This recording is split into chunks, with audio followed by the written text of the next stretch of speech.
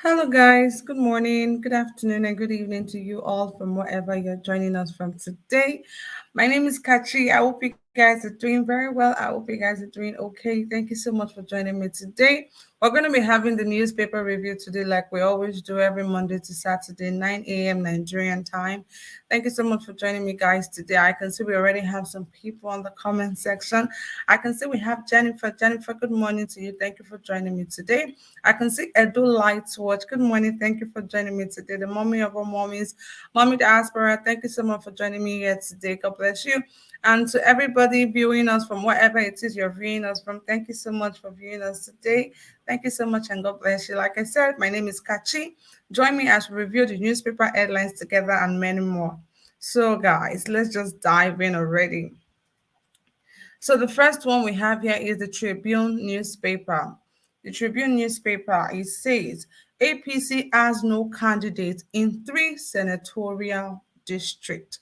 Tomorrow is Operation Show Your PVC Day. FFN tells Christians, or PFN rather, sorry.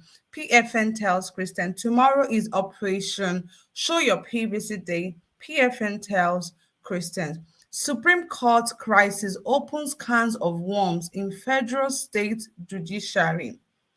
Another one here we have terrorists bomb another police station in Kogi and kills officer. Wow. Gunmen kill 2 policemen, varsity lecturer, 2 others in Benue State. Okay, guys, so there you have it for the Tribune newspaper for the 25th of June 2022. Let's move to the next newspaper we have for you guys, and it's the Guardian newspaper. The Guardian newspaper, it reads Supreme Court throws out Buhari's suit against new electoral act. The Supreme Court has thrown away Buhari's suit against new electoral act. We have here, okay, that's all we have for the Guardian newspaper, guys. This is the Guardian newspaper for the 25th of June, 2022. So let's move straight to the next newspaper we have for you today, which is the Punch newspaper.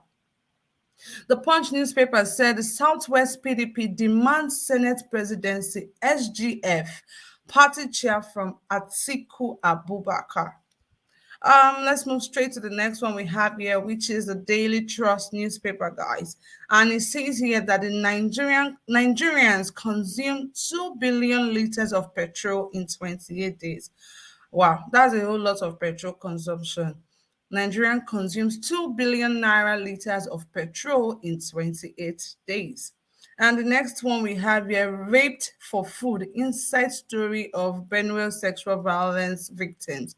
We're ready to correct our mistakes, Malam Zaidu says. Electoral Act Supreme Court, yeah, we've said that already. Bandits abduct, wow, this is too much already. Our ICPC uncovered 1.8 billion naira cash stashed in military contractors' home, Abuja. Wow. In case you didn't hear that, let me say that again, guys. How ICPC uncovered 1.8 billion naira cash stashed in military's contractors' home in Abuja. And we all keep wondering why we're suffering in the country when one person is having that sort of cash in his home, right? I mean, if the money was legal, I don't think the money will be stashed in the house. So, and every time we come here, we keep talking why we're suffering, why we're going through all the stress, the pain, the heartache, the suffering that we're going through. The solution is not just far from us, the solution is just there. That's why we keep urging everybody to come together. Let's put our hands together to do the needful. Let's put our hands together to fight, to make sure we take our country back. Okay, guys, I don't know how many of you joined our show yesterday morning and the debate yesterday evening. We were talking about Ekweremadu, the senator who was apprehended in the UK allegedly for organ harvesting, and we had a lot of comments of people saying, "Oh, he's a 15-year-old boy, or he's a 21-year-old boy." A lot of people were just saying different things because we're not very sure about it yet, because the whole thing is still going through investigation, so we can't actually say what is right or how it happened or what is wrong. But before then, some pictures surfaced online to show that he is actually 21 years old. Right, that is his picture right there. It actually shows that he's 21 years old. A lot of people have been saying, oh, he's 15 years old, but they manipulated the passport to make it look like he's a 21-year-old. It's actually showing here that is 21-year-old. We have a front page of his passport here showing that is actually 21-year-old and is not 15-year-old like people claimed that he is. Is 21-year-old, guys. We just hope that justice prevail. We hope that the investigations are being made and everything comes to play. So that moves us straight to the next gist we have for you today, which is the ASUU strike, guys. We already know that the students have been at home since the 21st of June, or rather the 14th of February 2022. And this is the 25th of June 2022. The students are still at home. Nothing has been done or nothing has been said. Although a few days ago, like you guys, if you followed my news headlines reading, a few days ago, I came out to tell you guys that Ngige said that they are already talking with, the academic staff union concerning calling off the strike, and very soon the strike will be called off. I told you guys that in my previous video, but it seems like that is a lie, because I mean the staff union, everybody has come out to state that they did not receive any meeting. Nobody invited them for any meeting or whatsoever. Guys, this is since the 14th of February 2022, and this is already 25th of June. Like, it's almost 6 months already. Students have been at home, nothing has been said. The question is the demands that this staff union are asking for. Is this something too much for the demands to be met? Is it too much? Because from my own knowledge, my own understanding, I believe they're asking for the basics. I believe they're asking for normal things that are the basic things that they should have. So what is the problem? What exactly is going on since February 14th? Since February 14th, and this is 25th of June 2022. It's really heartbreaking that up until now nothing has been done. I mean, when I saw the post of Ngige actually saying that the strike will soon be cut off, that they're having meetings with the academic staff union, I was already saying, okay, thank God that at least a move has been made. But right now, it seems the reverse is the case, because they've come out to say that nobody actually invited them for any meeting whatsoever. I'm going to just share that with you guys here, and it's showing here that we never got Ngige did not invite us. This is ASUU saying that they never invited them. The Academic Staff Union of Universities, ASUU, says the University of Labor and Employment Chris Ngige did not invite the union for a meeting. Ngige had after the Federal Executive Council (FEC) meeting on Wednesday said he will be meeting with the union to continue discussions about the lingering strike embarked on by ASUU. But ASUU President Emmanuel Osodege said the union was not informed. The union was not informed about any meeting with the federal government. We were not invited to any meeting. None of our members was invited. We have a secretariat, but we never got any invitation from them. The ASUU leader said in an interview on Channels Television Sunrise Daily on Thursday.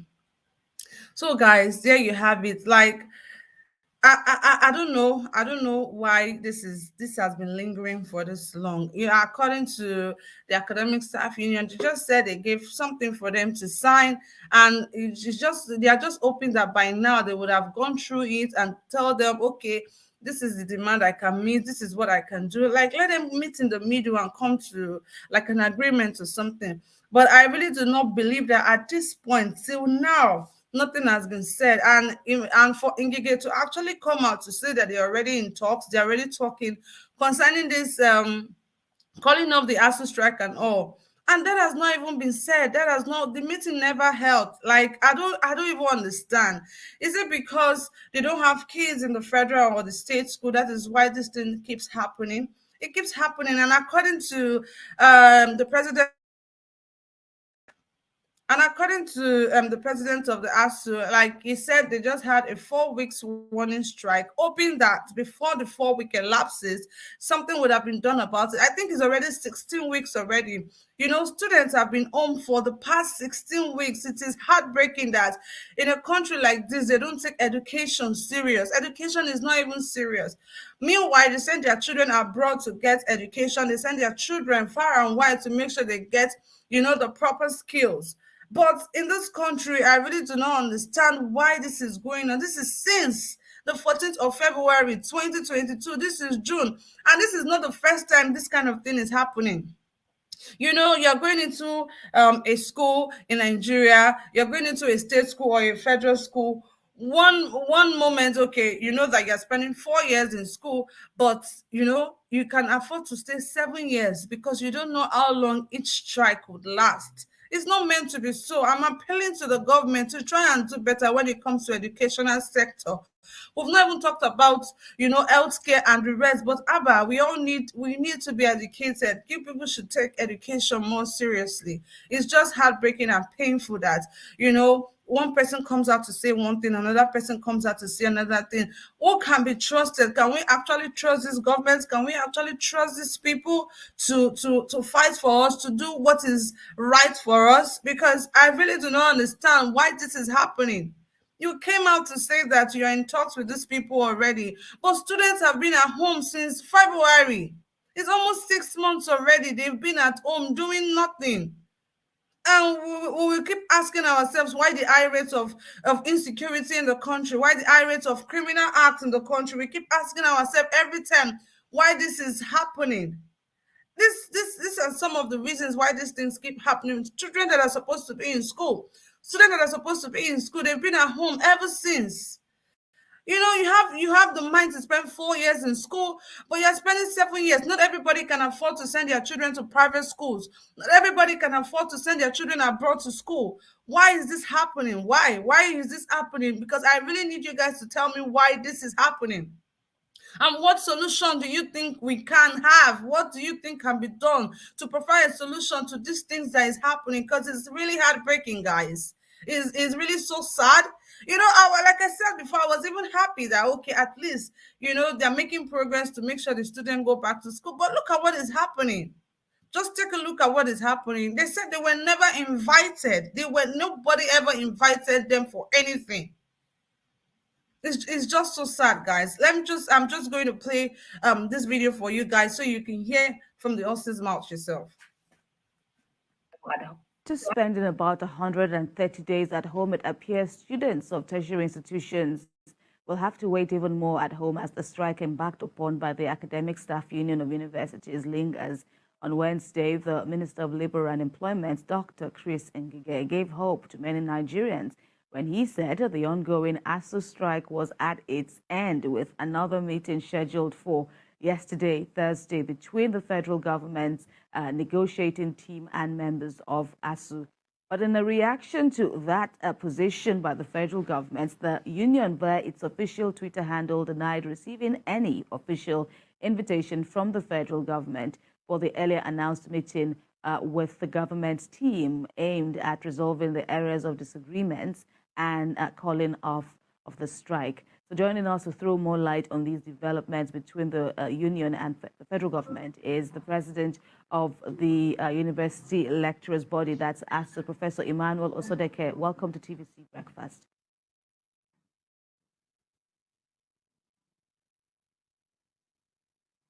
Thank you very much. All right.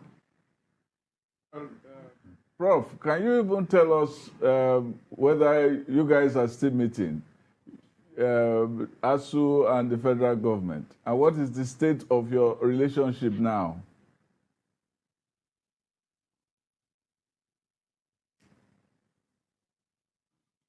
Thank you very much. We were never invited to any meeting. We were even surprised seeing that minister yesterday going to comment on our issues. We never invited us to any meeting. So that is that on this issue. Because if you recall some time ago, when he was pursuing his political destiny, he asked us to go back to our minister, who's our employer. And we went there and we are making progress. naturally has come in to misinform the public that he invited for a meeting and there's no meeting. This is why this strike has lingered, and we do hope that he will leave us alone with our minister. When you get to a turn to come to him, we'll come to him. And two, we have met with the Nimi Breeze Committee a number of times, and we have finished renegotiation. And they agreed that they were going to take the document to their principal, which is the president, which is the minister. Okay, okay, guys, let me just continue the video for you here.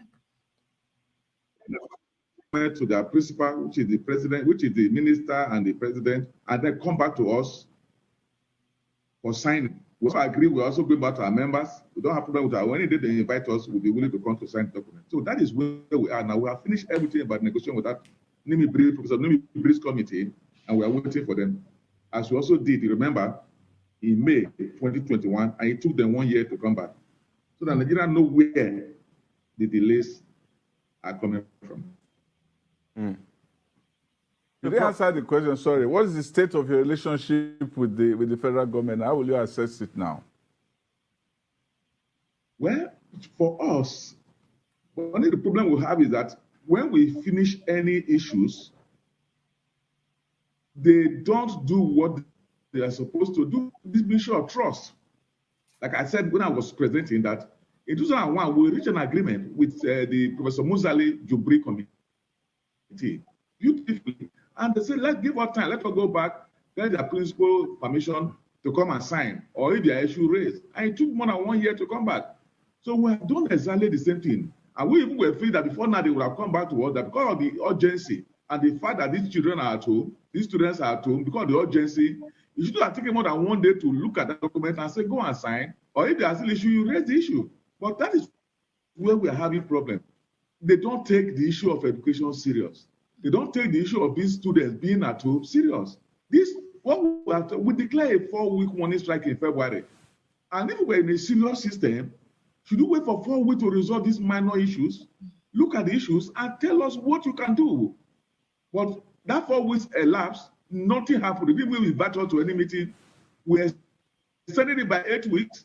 The 8 weeks elapsed. They didn't invite us to any meeting. Now we have extended by 16 weeks. We're almost half of that 16 weeks, and still this up and down, no visible solution. Nobody is serious about it. Nobody taking it as if these men and young ladies who are at home matters, and I think it's unfortunate. Actually, is really unfortunate that at this point in time, the students are still at home. It's already 16 good weeks, like you just rightly heard. It's 16 weeks and the student is still at home. Nobody is saying anything. The minister in Gigi came out to say that they're already in talks. Meanwhile, he never invited them to come out for anything. And it's just heartbreaking. It's really so sad that we don't take anything seriously in this country. Whatever doesn't affect them directly or indirectly, they don't take it serious. They don't take it serious at all, and it's just heartbreaking. It's just really so sad that at this time, at this era, this is the 21st century, somebody will not take education seriously. Students have been at home for 16 good weeks, and you've not even come to try and have a meeting with these people. Ask them, okay, what is your demand? Okay, I can't meet your demand. This is what I can do. This is what we can do. At least make an effort. It's just so sad. Like I rightly said before, guys, I think because their children are not here. They don't school in the country. They school abroad. They take their children to where education actually do works. You send your children there. Meanwhile, you can provide all of these things in your own country. It's just so sad that we're living like this. As in, I'm just even speechless. I'm just speechless. 16 weeks, students have been at home. Wow. Well, let me just move straight to the next news I have for you here, which says that Buhari has ruled out bail option for IPOP leader Nnamdi Kanu. He has ruled out bail option for IPOP leader Nnamdi Kanu. We don't know how long this is going to to last. We don't know for how long, this man will remain where he is. It says that President Muhammadu Buhari has ruled out the bail option for the leader of the proscribed indigenous people of Biafra, IPOB, Nnamdi Kanu. Instead, Buhari insisted that the IPOB leader should justify all his uncomplimentary things he had been saying against Nigeria in Britain. He felt very safe in Britain and said awful things against Nigeria. We eventually got him when he stepped out of the United Kingdom, and we sent him to court. Buhari said during a bilateral meeting with British Prime Minister Boris Johnson on the margins of the 26th Commonwealth Heads of Government meeting in Kigali, Rwanda. Let him defend that he has said there. His lawyers have access to him. Remember, he jumped bail before. How are we sure he won't do it again if he's dismissed to bail? Well, it seems like the government really works when it comes to things that are, threatening them. It feels like they really work, meaning that they were actually watching this person. They were putting a close monitor on this person. So immediately he left the curtain. So that means the government are working. They work when it comes to things that doesn't affect them or things that they are threatened by. They actually do work. So whenever it comes to things that is kind of beneficial to them, that's when you start hearing stories like, I promise you, I will do this. I vow to you, I will fight these people. I vow without any action. But when it comes to things that actually threatens them, they know how to swing into action. That's why I keep saying to you guys, when people keep saying that this government, they are clueless or they are brainless or whatever, I don't subscribe to that. I don't believe so. I totally believe that they know what they do. They know what they are doing. They are not clueless. They know exactly what to do. They know how to go about it. They know how to improve the economy of the country. They know the right things to do. They know the right measures to take, but they just refuse to. They just refuse to do anything. They just refuse to. It's just heartbreaking, guys. If you guys leave me to talk, I'll just keep talking and talking because Nigeria has a lot, to talk about. I'll just keep talking and I wouldn't give my wonderful panelists the opportunity to talk. Okay, guys, let me just say welcome to everybody I have here on the panel section. I can see Brand Nice, aka No Food for Lazy Man. Thank you for joining me here today. I can see Mr. Ogbonski. I hope I got that correctly. Ogbonski. Thank you so much for joining me here, sir, today. I can see Mr. Charles. Mr. Charles, thank you so much for joining me. I can see Ima. Ima is one of us. Ima will be taking over from me from the news headlines reading pretty soon. So I have Ima here with me. Ima, thank you so much for joining me here. Mr. Machiavelli, thank you so much for joining me here. So I'm just going to go straight to the first person that was here, which is Brand Nice, aka No Food for Lazy Man. Brand Nice, are you ready for us, please? Yeah, good morning. Good morning, Kachi. Good morning, all the panelists. I greet you all. Machiavelli, what's up? How you doing, bro? Yeah. Where am I going to start from? I think the issue is a issue of the boy that they said it was is it a kidney donor? I don't know what they're talking about. Kidney donor. Okay. So we won't speak much about that as far as they are still under investigation. So yeah, I said so earlier. Yeah, so we don't really know what happened. So we will just wait for the investigation to round up first, then before we can speak on it. So you were saying that these people, you believe that they are not clueless. They know what to do to make our economy, to boost our economy and all that. I think in some aspects, I will say that I agree with you. You understand? They know what to do. They just refuse to do what they're supposed to do. you know. And when it comes to all those people that is agitating for their freedom, our government is very active, you know. So, but when it comes to their Very, kinsmen, very, extremely. yeah, when it comes to their kinsmen, these Fulani bandits and all that, they are not active, you know. So that is what it is. When I just see that what I've seen that this our government are doing, they see like especially this they rule Nigeria with ethnicity. That's what I'm saying, and I believe that they still had their own Sharia law into our law that they are using to rule Nigerians. There's still Sharia law as well, you know. So you see a country where they will say you blaspheme, they will burn you into ashes. The government will not intervene. That one is partially Sharia law. They are using Sharia law. They will kill someone in that country in the name of blasphemy. The government will not intervene. You know, that means they buy into that idea of Sharia law. You know, so this Kaaba, this Fulani Kaaba that is in power, they are ruling us with Sharia law in that country. That is the reason why we need to, and they see Satanas as state class. You know, we don't have voice. When Satana do something, they take action. But when the Fulani do something, they don't do nothing. So ethnicity is playing a lot of role in this administrative. Is the most wicked administrative so far that I've seen, leading Nigeria with deceit. You know, so I don't. Where are we going to start from? If we want to classify this Fulani administration, we will not. I don't have what to classify these people. You know. So what do you have to say, Branice, concerning the ASUU strike? You know, like I rightly said before, you know, Ngigi came out to say that they are in talks with the staff union already to make sure that the strike is being called off pretty soon, right?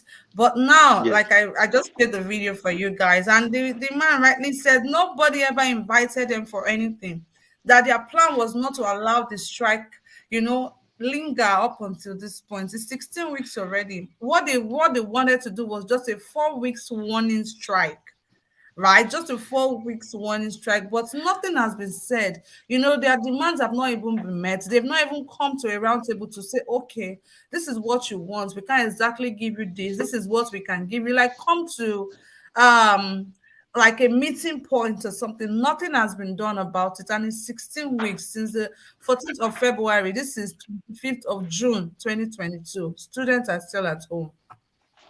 That is why I'm telling you that this government, they are leading their administration. They live by propaganda. Those that live by propaganda will die by propaganda. This government, the only thing they know how to do in their failures is to point fingers. If they don't blame the opposition, they will blame Nigerians. That is his propaganda administration, this Buhari administration. You will see now, very soon now, they will come out and tell you that it's the students, they are the problem of why that ASUU, that education system is at fault. They will tell you very soon that is the student problem, it's not theirs problem.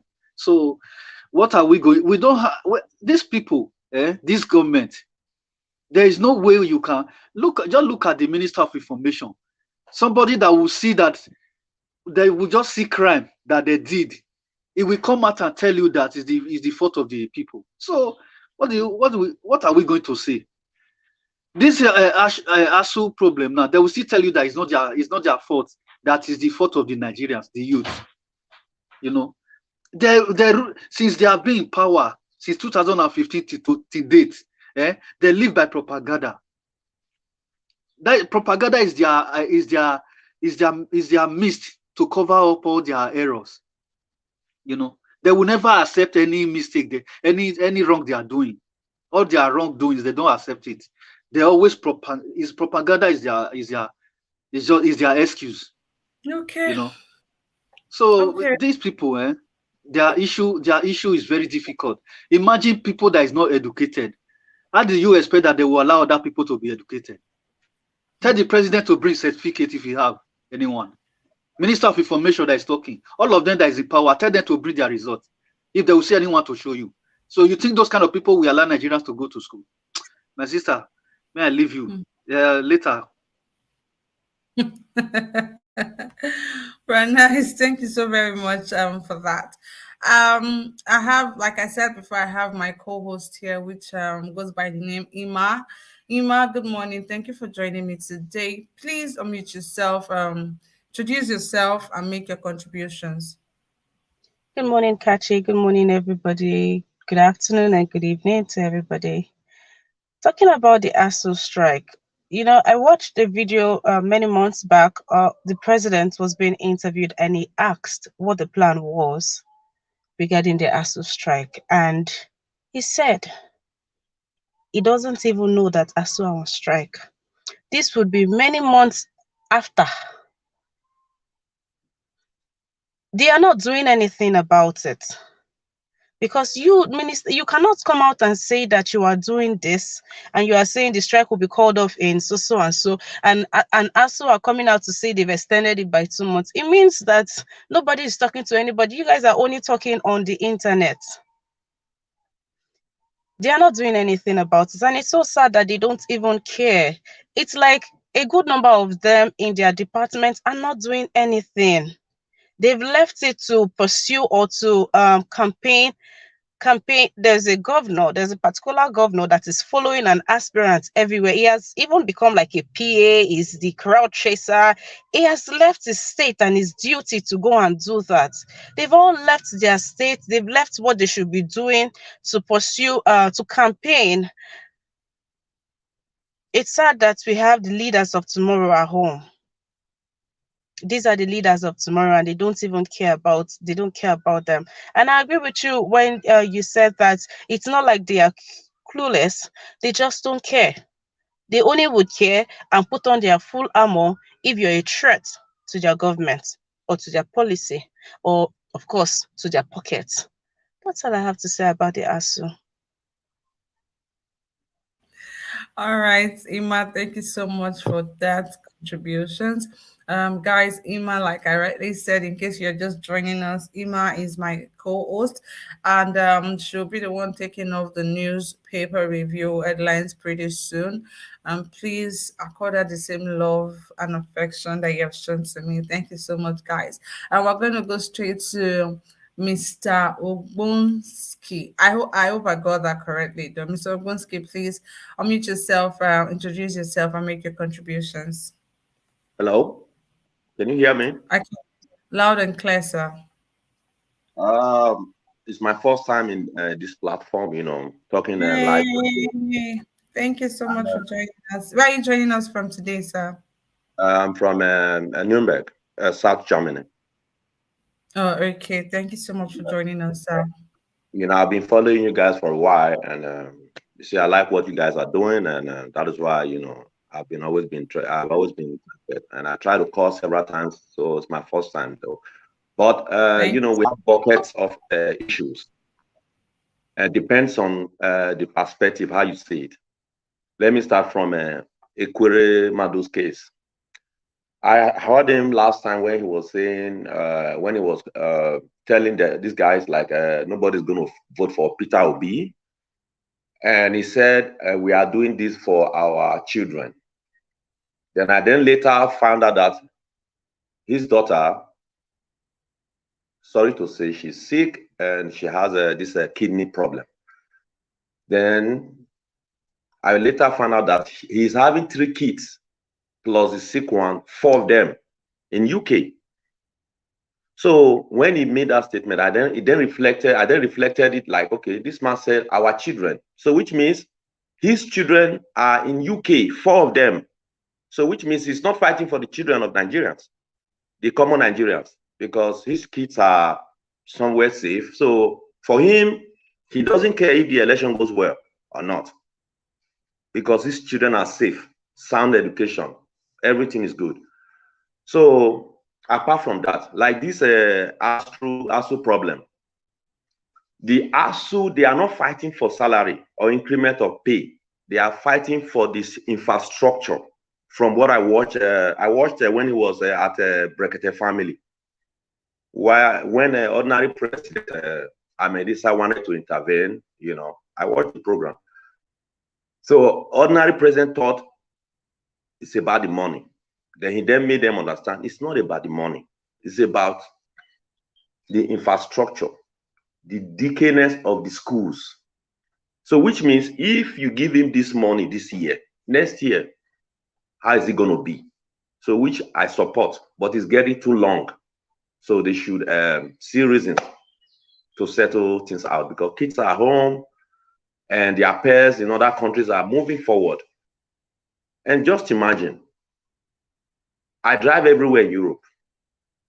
I just came back yesterday night from Spain. Every border you go through, or every country you drive through, you are safe. You see, the good thing is, I'm happy these leaders who destroyed Nigeria, they are still alive to see what they did to themselves. Because I know they cannot drive from Sokoto to Lagos by land. They have to go through here. You see, they don't really understand what it takes for you to drive through your country. They don't really understand to drive and see your environs, the nature, how your country really looks like. Nobody knows, because they've destroyed the country. See, we complain of APC. We've not been having government for a long time. That's the truth. It's not APC, though APC made it obvious that, oh, things are not working. It has been for a long while, for a while now.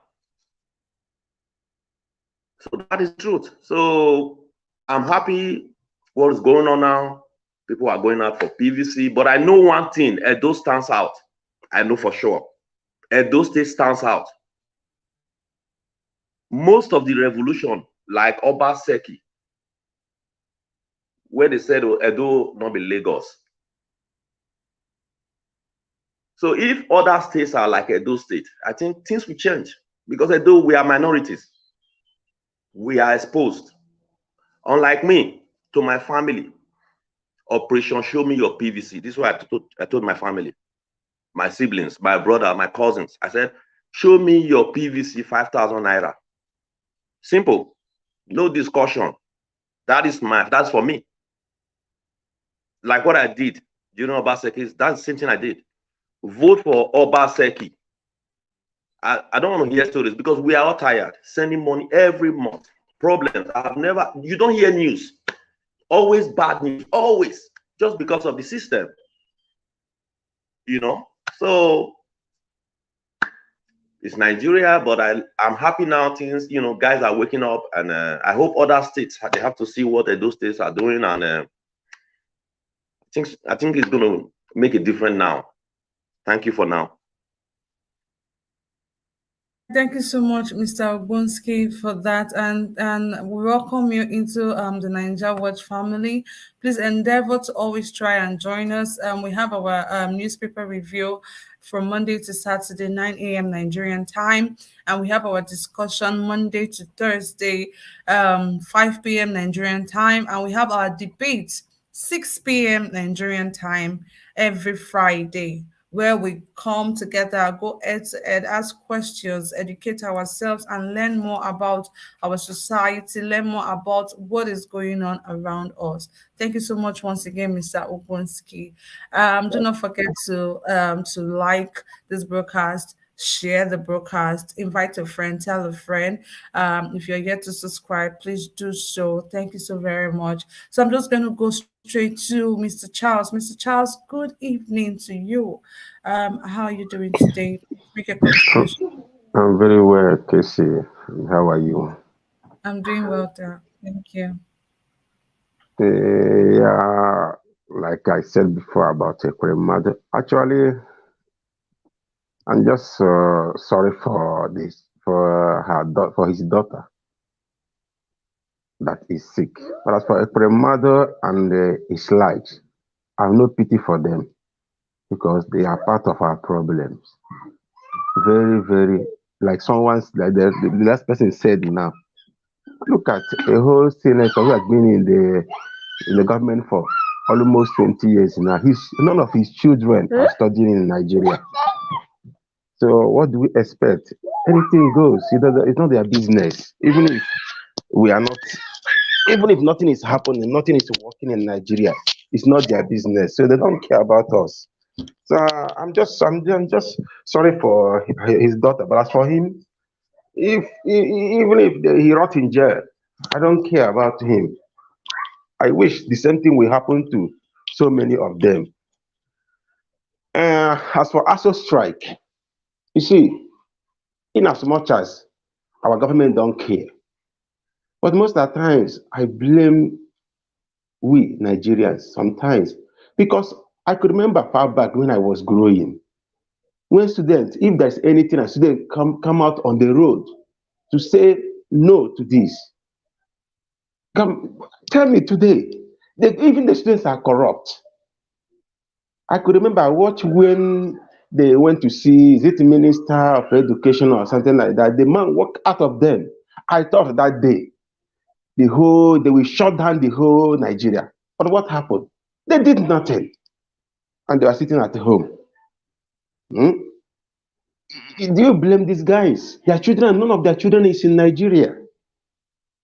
They don't care. Their children, they change naira to dollars and sponsor their children overseas. They don't care about what you are passing through. It's not their business. But I blame our students that sit at home. Is it not the same government that many of them are supported? I know. I used to have one of my brothers who used to be a student union president during the time of Obasanjo. I used to watch him, how they used to protest. If anything goes today, how many of them can come out on the road and protest and say, no, enough is enough? They can't do it. Most of them who are student union president, the government will even buy them off, pay them. They just sit down in their house. You say a student union president driving a good car, living large. Why? Or that he doesn't care. So that issue, I blame the government and I blame our students, our brothers and sisters who are in school, who at this time, they have not made up their mind to say enough is enough. And watch, all of them are sitting down in the house every day, doing nothing. Charles, they actually protested. They protested for a while. They actually did protest when the whole strike thing began. They did protest. They didn't do enough. It was not enough. How do they protest? Storm the House of Assembly, storm the Senate, storm all the government house. Let there be no work, no movement, nothing. Sacrifice 1 week. If they refuse to respond to within 1 week, let it be 1 month. When the government, if Nigeria shut down for 1 day, 2 days, the government know how much they are losing. We pay attention to that. But look at them, they're sitting down. What do you expect the government to do? They will call them lazy youth who don't know their rights, who don't know their responsibilities. Look at these old men and old women. Mr. Charles, are you blaming the students for not trying to do enough by Mr. Wuski, I'm going to come to you shortly. Please let me just ask Mr. Charles this. Mr. Charles, so are you blaming the youth? Are you blaming the students rather? I am blaming the students that went back, because I know far back, if the students come out of the road and block the road, you do not shoot them. At least let them come out. If the government fail to respond, they continue every day. They will do something about it than to go home and sit down doing nothing. Because these guys continue with their rubbish. Okay. What do you expect? Is my time over? I'm listening to what you're saying. Okay. That's so. In that area, I blame government are not doing enough. They don't, because they don't care about us. But our brothers who are students, they are not doing what they're supposed to do. Even if they have done it before, the one they did wasn't enough. It wasn't enough. And as for Nnamdi Kalu's case, in that area, I don't blame Buhari. I don't blame him at all, at all. It is not his fault. It is never his fault. He can do whatever he wants to do. I blame our leaders, people like Ohanes and Igbo. Then Governor of Imo State, Rocha Sokrocha them. And the present governor, who opposed them, look at Omai. Fulani herdsmen have been killing, raiding, raping, chasing people out of their home. Before this, the governors in the northern Nigeria begin to condemn. It has become worse that the whole world has started talking. Up to today, they are still, despite all that they are doing, they are still pampering them. Let us negotiate. Let us dialogue. What did the southern, eastern Nigerian, eastern governors did? As soon as these young men come out on the road, they prescribed them because he told them what we are fighting to, like I said it before, what we are fighting was what Nnamdi Kanu was fighting, because they felt that, oh, look at this small boy. He want to call it a shot. They thought, they have to cut him to size. They prescribed them. That was what gave Nigerian government the impetus, the power, the authority. If these guys has kept quiet, Nigerian government will not jump in. I was listening to Governor Ikpeazu on one of his interviews. He said how when the Nigerian soldiers came to raid Nnamdi Kalu's home, he pretended as if he don't know. You are the governor of a state. How comes the army will come to your state and raid someone so you don't have any knowledge? I don't blame Buhari. I don't blame him. What he can do, whatever Buhari did in the southeast, I don't blame him. It's never his fault. It's our fault, because when a father push out his children out, and call him names, what do you expect outside to do? Outside that we never spare him, because the outsider has found out that he has no home, he has nowhere to run to. Where he's supposed to run to, there is no protection there, so he can do. That's what gives Buhari the guts to do whatever. Before Nigerian government prescribed Fulani herdsmen, we all know what it took a lot of time. People started talking before they even get a court order to do that. But on the case of IPOB, people didn't even talk. They just went straight and get court order, prescribe them. So no one blame him. We blame our leaders, and thank God that they are reaping the fruit of their evil. They are reaping it. At least the foolish governor Umahi, who thought that, hey, if I become to APC, they will make me president. Please. Charles, please, language, please. We don't allow insult here, please. Okay. So sorry for that. Just that when it comes to these guys, I just feel like they have failed us. I understand. They have failed us. So Totally understand. Yeah. So I don't blame them in any way. Buhari can go about calling the international community, begging US government, begging UK government to prescribe IPOB. We all know IPOB never carry a gun. What is happening in the eastern Nigeria is a planned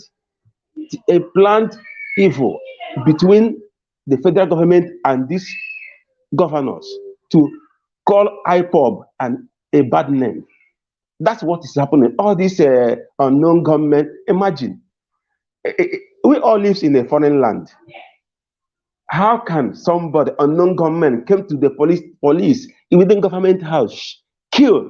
The police station is there. From government house to Nigeria, Barak, Obinze. It's not far. They came, they shoot, they did everything, they left. And in the morning, the Inspector General of Police began to make a statement. It is IPOB. How do you know? Did you confirm? What is your evidence? How did you come up to know that it is them?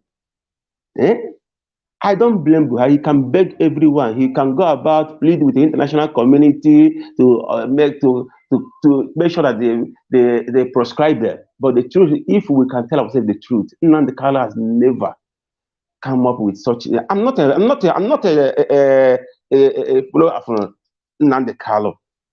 I'm not a member of IPOB that I can devote.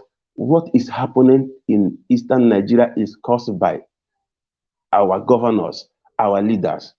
That's all I can say about it. Okay. I watch. Thank you very much. I, Thank you so much, Mr. Charles. What were you going to say, please? okay.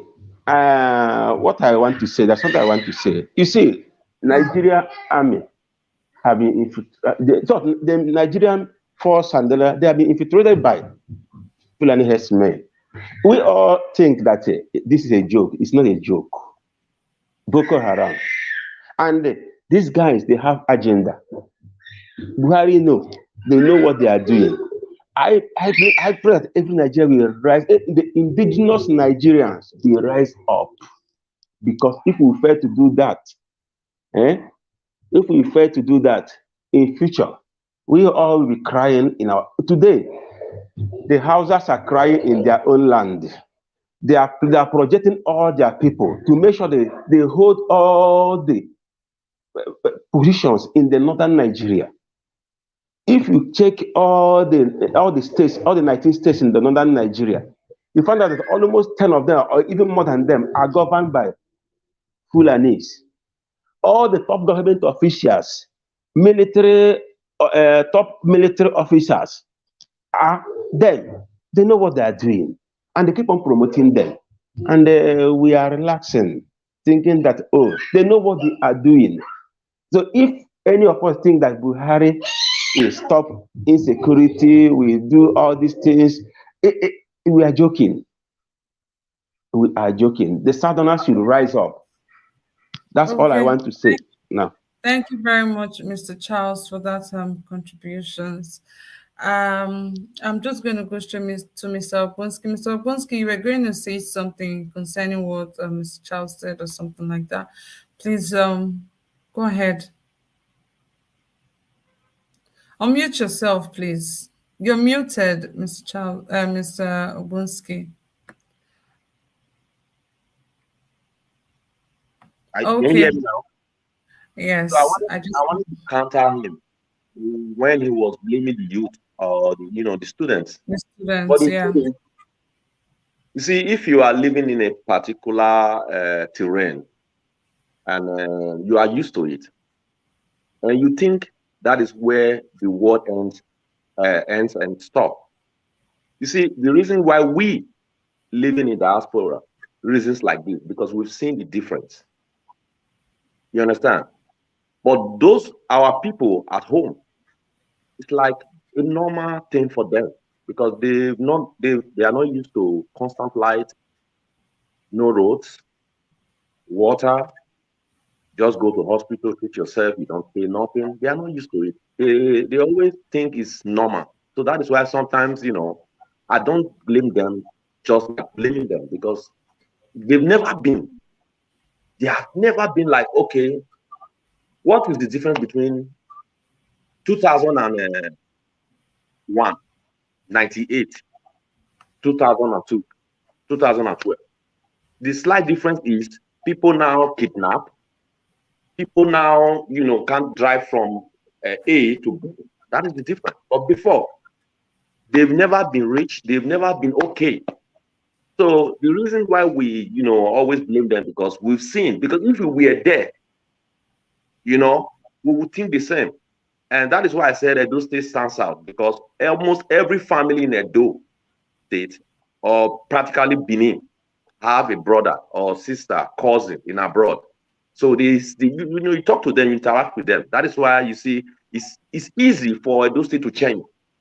Like Oba said, like those ones in the north, there are states where they don't even have the people in abroad or a whole, all the streets. They don't have one person abroad, so they don't know. See, I didn't even know that I had to, I could talk, on this issue longer. That's why I stopped the first time. You see, like our government, the people who are ruling our country, all of them or most of them, they have their children abroad. Like Minister of Education. A Minister of Education, his son or daughter is studying somewhere, and he's a Minister of Education. So which means, who is he ministering in Nigeria? Is he ministry? Is he a minister to goats or cow or whatever? Why is it that you are a Minister of Education? Your child goes to a country where there is another Minister of Education there, and you say it proudly, and you go to these places and take pictures when your kids are graduating. It's appalling, and it's a disgrace. Just our Nigerian politicians, I think they don't know what is shame. They don't know what is dignity. To go to some other country or enroll your child in other country where they have Minister of Education, you go there shamelessly, yourself a minister of a country. So it's annoying. So actually, I don't really blame students, because what would they do when they started NSAS? We all saw what happened. We all saw what happened. Shootings, sporadically, killing, till today. So, and another thing is, we always blame Buhari. Nobody talks about Obasanjo. Nobody talks about, okay, let me ask you a question.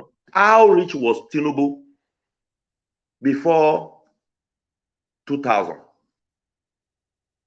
How rich was this Tinubu? 1991, 92, 92, 3, before he became a governor. Don't ask questions. Tinubu has been very... Hello? Yeah, if you allow me to talk on that. I joined because I was going to join, please. I joined, and people have been talking. I don't end to their talk. That's not how to debate something.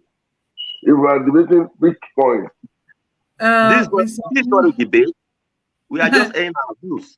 Yes, Mr. Buski,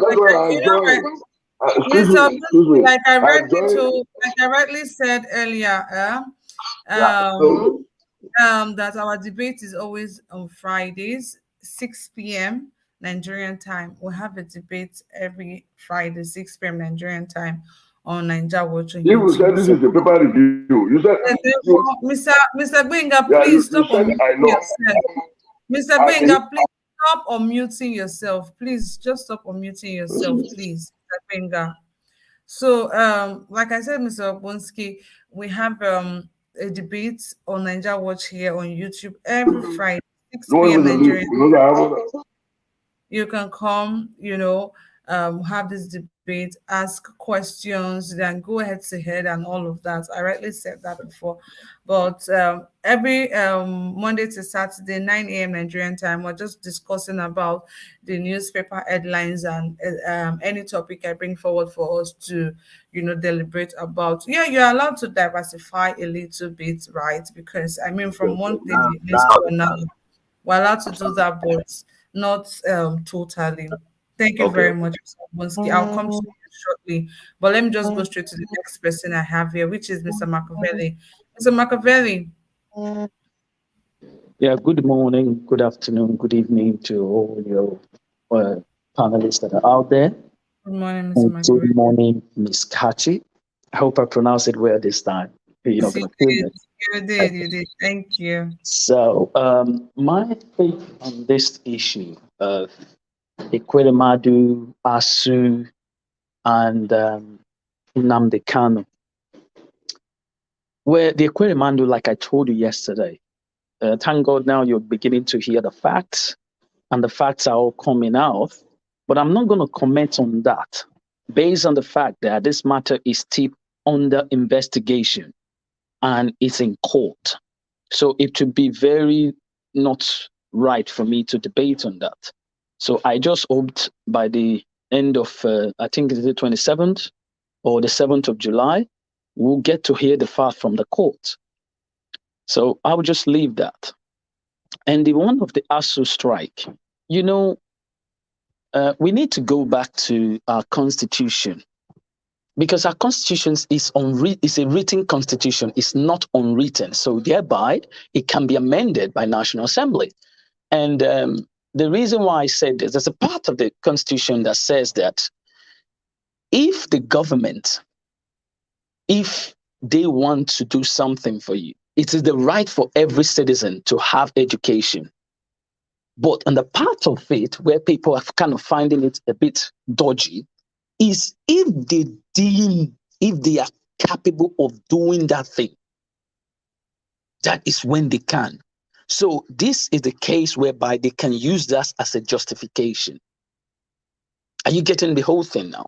So you can see how long the ASUU strike has been going on. A lot of people will come out and say they blame the student because they didn't protest. Don't blame the student.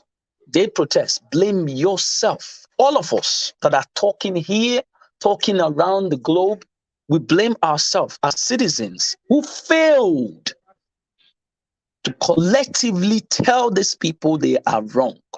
Because like I always come to this place, I'll tell you, I said, it said when injustice becomes a law, resistance becomes a duty. The reason why all of us are talking here is because of the injustice that is there. You cannot have somebody who is a minister of education and student cannot go back to school and you still go and purchase a presidential form. You ask yourselves, and you guys, everybody talking here now, you all live in different countries. I come here, I tell you every day, and you enjoy the dividend of democracy that this same government where you live embedded. And they never tell you, Mr. A, because you are from Nigeria, you are going to enjoy small because you didn't pay more for this dividend of democracy. They never told you that. And most of all of us that are talking here, they are all citizens of different countries. And the answer is yes. The same right you were given as a citizen of that country, even if you were not born there, is the same right that is being given to an ordinary citizen who was born there. So it means there's no biasness. So you didn't deem it necessary now to tell yourself, if I am benefiting like this and these people back home are not, it means there is something not right somewhere. This is why I come here, and I'm so much happy that a lot of people are coming out now and they're speaking, and this platform gave that room. Because for me, everybody, we put emotions and we think that, oh, this fight, especially those of us that are saying we want Obi, we are putting emotions. I can see that playing here right now, this one, that one. Listen, you need to understand that Nigeria does not belong to you alone. It belongs to all of us. And the reason why I myself is supporting Obi is not just because it's Obi, it's because of this, what we are talking about now: education, security, defense. Talk about every sectors, because in all ramifications, the government has failed us since 1960. They failed. So it's right time that we start putting things in order, bringing people in that will put in these things so that you can enjoy, I can enjoy, and that one can enjoy. How can these ministers telling another thing, ASUU is telling another thing? And I saw one of my a friend or brother typed it on the comment section that the internal generation, that do you know that the university are supposed to even generate revenue? Yes, because in every countries you go to the United States. If you go to his University of Texas, you see they can say maybe Virginia, they say Virginia Tech, and some of them are wearing the hoodies or what you call sweatshirts. And these are merchandise sold by the universities to generate money. How many can you tell of Nigeria? You see, when a government is not actually making things that will create this room, there will be loopholes.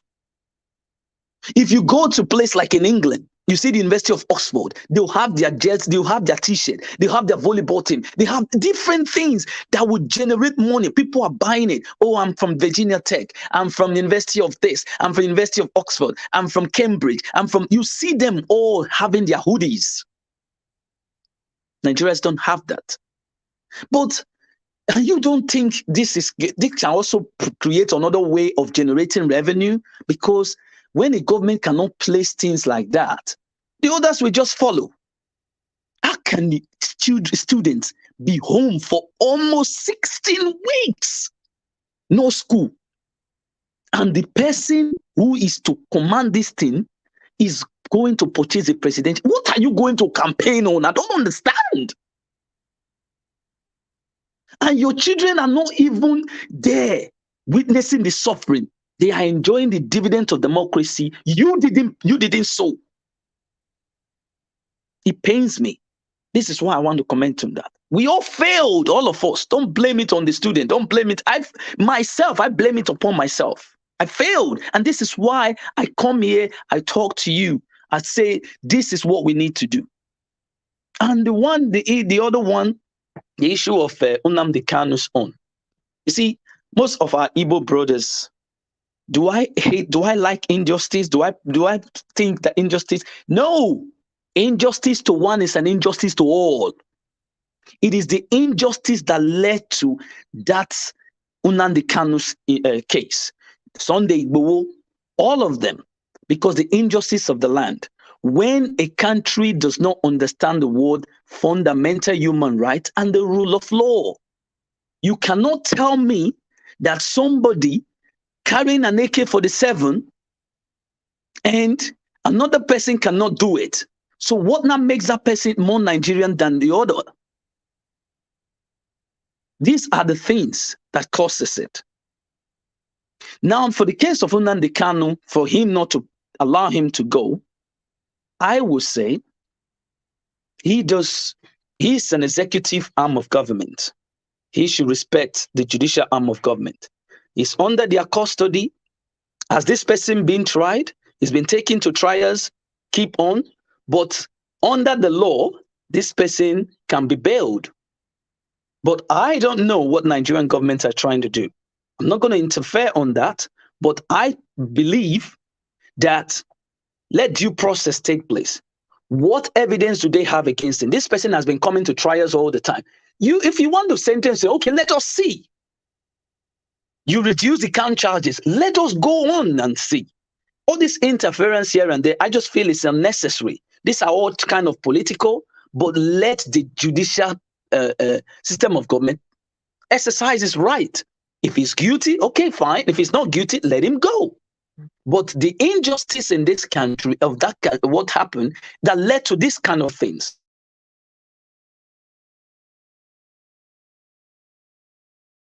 Okay. Taking more emotional. I just want to put this one. If you live in place like in England or in United Kingdom, some of you who live there, you have heard of the Scottish National Party. It's in Scotland, looking for their own independence.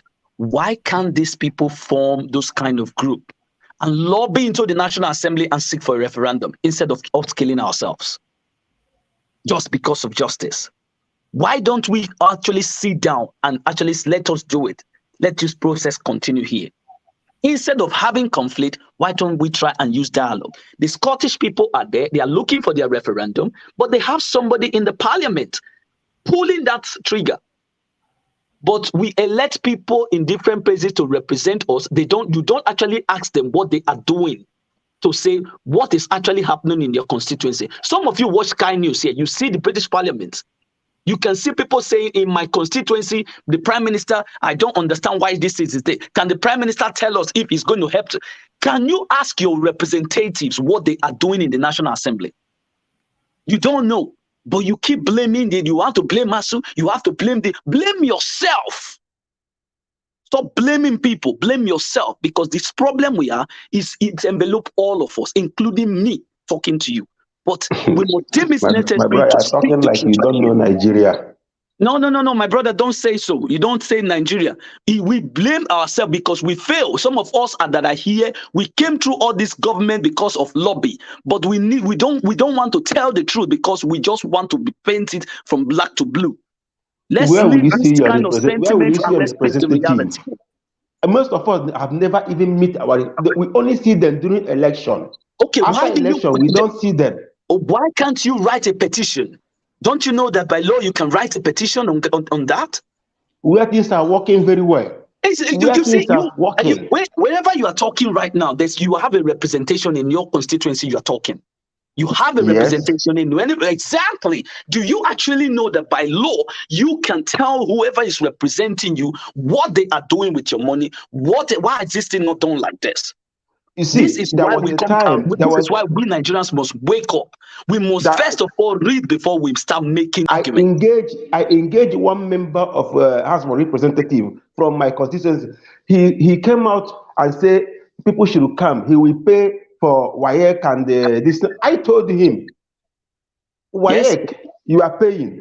Is it the money that the federal government have allocated to your constituency to fix our health care and the other things? Now, what are you doing? Paying student WAEC fee. Exactly. How are you going to benefit from it? You have engaged this person. You have engaged this person. Can others do that? This is why we are here talking now so that Nigerians can, instead of us, some of us don't even know who our representative. We don't even know the functions. You see people crying, they want to go and they want to get a House of Representative, vote me, vote me. Some of them don't even know what it means. What is the function? They don't know. This is one thing you must be put into these people. And that is why we are here. So for me, all this kind of injustice, we cannot use it by violence because democracy, there's room for dialogue. And dialogue, how does it enter? By bringing down what you want them to do for you. Press them, write petitions. See, we must try to educate ourselves instead of using violence because this son is beyond anybody right now. I'm telling you, brothers and sisters, it's actually painful that Nigerians, with some of us that lives in Europe, we still think that, yes, this person can go and do it because he's your brother. Forget it. I do not care if the cat is black or white. As far as it can catch its mice, that is what we should be looking at. It is that I always tell you, it is not about Obi. It is about you gaining your right as Nigerian citizens. My wonderful brothers and sisters, I must leave it here. Thank you. May God bless you all. All right, thank you so much, Mr. Machiavelli. I'm just going to go straight to Mr. Gbenga. Mr. Gbenga, good morning, afternoon, evening. Thank you for joining me today. Please unmute yourself. Okay, I think we lost Mr. Gbenga already. I'm just going to go straight to Mr. Mike. Mr. Mike, good morning, afternoon, evening. Thank you for joining me here today. Please unmute yourself, introduce yourself, and make your contributions. But please, before you do that, you guys, we don't have enough likes on this broadcast. Please hit the like button, hit the notification bell, and please share this broadcast. It's not just for me and you, other people have to see the good work that we do here. Please hit the like button. Thank you so much. Okay, Mr. Mike, please go ahead. Okay, thank you very much. Thank you for having me. See, what I will say is this. There's a saying in philosophy that if you want to change your position, you have to change the way you think. If you want to change your condition, you have to change the way you think. I think fundamentally, the root of our problem in Nigeria and in Africa in general is that it's the way we think that makes us behave the way we behave. And also, I feel very disappointed when I see a lot of us that live in diaspora, live in European countries and America, and we see the way they do things that is different. I see the way they think that's different. And yet, all we do is just complain and just say the problem in Nigeria is just, oh, this guy, this leader, this corrupt people, this leader, person in place. But not understanding that the same leader you have, they didn't fall from the sky. They came from the people. And the way they reason is exactly the same way the population reason. So When are we going to start having conversation about the way we Nigerians reason, the mentality, how we need to change it? Maybe after we change our mentality, and then maybe our way of doing things will begin to change. The mentality of blackmailing, the mentality of tribalism, the mentality of selfishness, the mentality of um did I mention tribalism, blackmailing, blaming tribes, all these bad mentality. These are the things we need to start addressing. Like, hey, this way with these ways that we're raising, these ways that we do things, they are very backward. We need to start changing it. And just in general, everybody, whether it's government officials or people, it's everybody. Because we've constantly changed government officials. The next person that comes in does the same thing. He's coming from the people. So with the people, the whole population has to be addressed and about the way we reason. And many of us that have traveled to the West and all these countries, we see they are functioning well. And we see the way they do things, the way they reason about, the way they approach things, rather than us talking about what we have learned from them. What we do is just say, oh, look at how good their country is. Why can't our country be like that? No, that's not what you should be saying. What you should be saying is, this is the way they do things. This is where they reason. This is their values. This is the principles they follow. This is what we should be doing in Nigeria. That's what we should be talking about. Go there and tell Nigeria, listen, in the West, these people, they value, these are the ethics that they believe in. That's why things work. Honestly, when elevating the righteous people in your society and making sure that they want to get into places, screening, separating the evil ones from the good ones, and elevating the good ones, promoting the good ones, and making sure only the good ones get to position of power so the goods can lead the rest, and not just open space for all these principles. This is how they do things in the Western world. That's why they're advancing. So those are the things we be addressing. We can sit here and blame the current president all we want. All my life, growing up in Nigeria, since the 80s, every president has been in position. We say the same thing about the president. I guarantee you, whoever become president next will do the same thing. Whether it's Obiu, I don't care. We'll blame him for all the problems of Nigeria. There's no president since I was born that has been president of Nigeria that people didn't say exactly the same thing they are saying about Buhari. They didn't talk about him exactly the same way.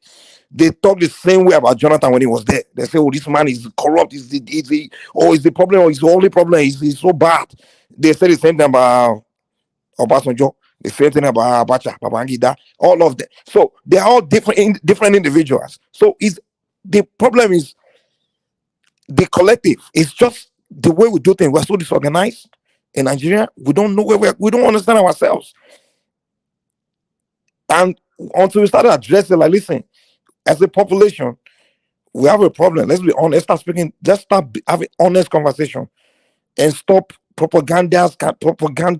And this whole propaganda way of having conversation is it's not constructive. I'll be honest, because I've always watched all these shows. When Nigerians get together, all we do is just trying to use propaganda to trick us. I don't know what we are trying to achieve by just trying to trick each other to believe one thing or the other.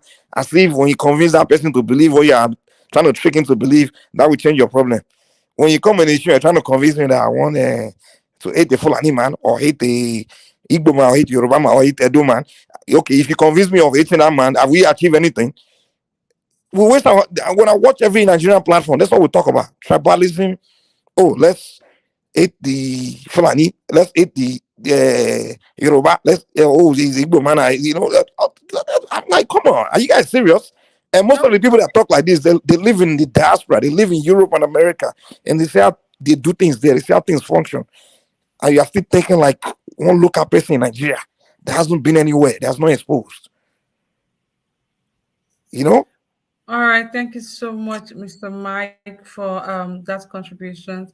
We're just going to go straight to the next person we have here, which is Mr. Chris George. No, okay, it was supposed to be Mr. Benga before we lost Mr. Benga. So sorry, Mr. Chris George. Mr. Benga, are you ready for us, please?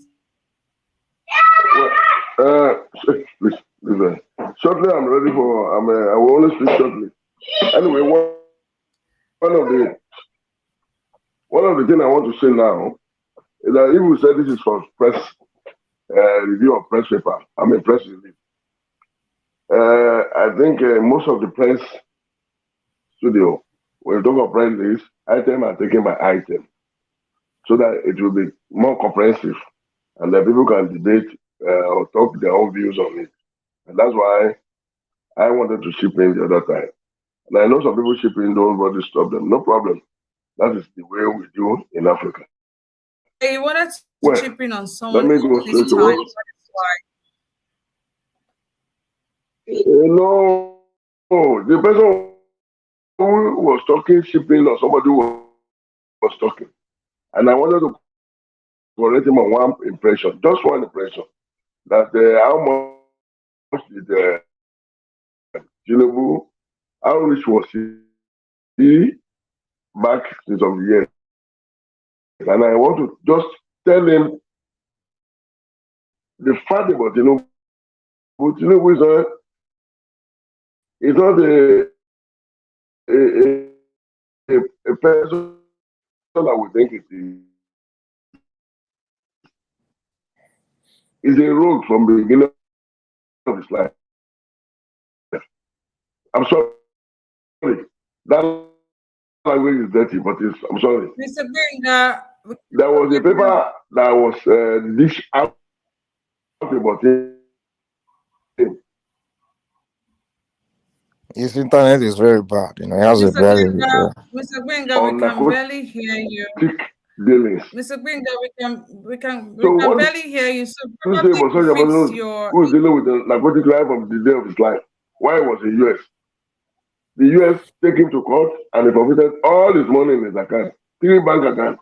He knows how to source for his money. That's okay, Mr. Benga. Sister, you might have seen one thing about. I wanted to say one thing about. I think your internet is really bad, Mr. Benga. Please fix your internet and come back. I'm just going to go straight to Mr. Chris George. Mr. Chris George, good morning, afternoon, evening. Thank you for joining me today. Please go ahead and make your contributions. Yeah, good morning. I greet all the honorable colleague member in this platform. Here, I want to ask one question on this Nigerian issue. How do we solve Nigerian issue? People are agitating, get your PVC, is good. The revelation is good. But if P2B be president today, can P2B solve Nigerian problem? No. If Tinubu be Nigerian president today, can Tinubu solve Nigerian problem? No. Atiku, if he be president today, can he solve Nigerian problem? The answer is no. No. How do we solve Nigerian problem? The problem will start by what? Disintegrating the term that hold Nigerian together. What is the term? The Constitution. If you observe the Nigerian Constitution very well, you find that the Constitution is a scam.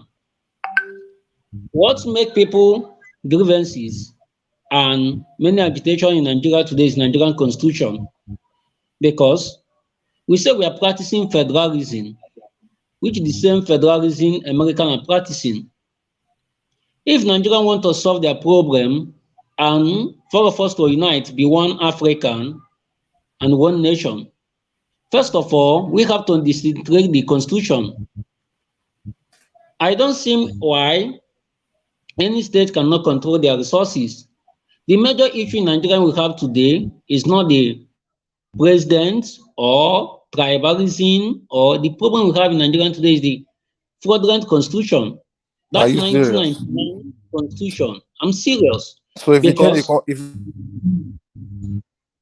okay, if we change the constitution today and amend the constitution, every state will have access to their resources, and every state will manage their own resources. The problem will just easily solve.